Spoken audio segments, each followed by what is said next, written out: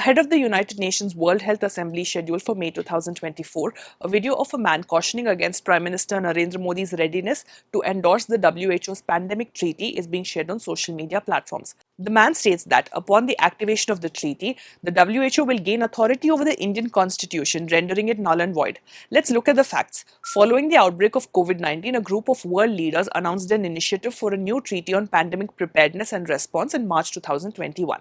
This proposal was brought forth through the World Health Organization or WHO and will be negotiated, drafted and debated by a newly established intergovernmental negotiation body.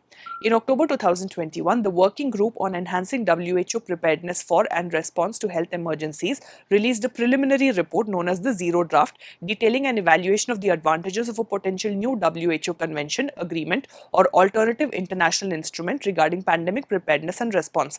The primary objective of this treaty is to promote a comprehensive approach involving all levels of government and society, bolstering national, regional, and global capabilities and resilience against forthcoming pandemics. This entails significantly augmenting international collaboration to enhance alert systems, facilitate data sharing, advance research, and enhance local, regional, and global manufacturing and dissemination of medical and public health countermeasures like vaccines, medications, diagnostics, and personal protective equipment.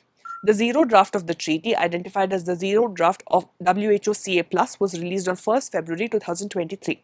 Nevertheless, the draft treaty does not contain any provision indicating that the sovereignty or constitution of individual nations will be disregarded by the WHO during pandemics. The draft begins by reaffirming the principle of sovereignty of states parties in addressing public health matters, notably pandemic prevention, preparedness response, and health systems recovery.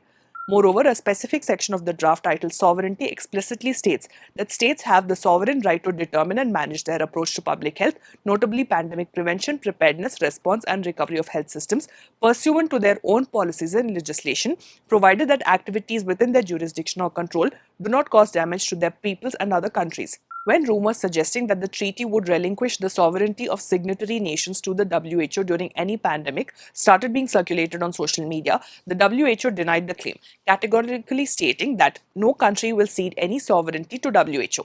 Experts and individuals involved in drafting the policy clarified that the draft does not advocate for such provisions. Instead, it encourages nations to collaborate. Additionally, the US Department of Health and Human Services confirmed in a statement that the draft does not supersede any nation's individual health or domestic policies. Amidst the circulation of rumors, the Intergovernmental Negotiation Body is anticipated to present its findings for review during the World Health Assembly in May 2024. However, we have not found any reports that indicate that Prime Minister Modi has shown readiness to sign the treaty. It is important to note that the policy is still in the drafting phase and that numerous negotiations may occur before all nations ratify the policy framework. To sum up, as the WHO's pandemic treaty does not supersede the sovereignty of signatory nations, this post is fake.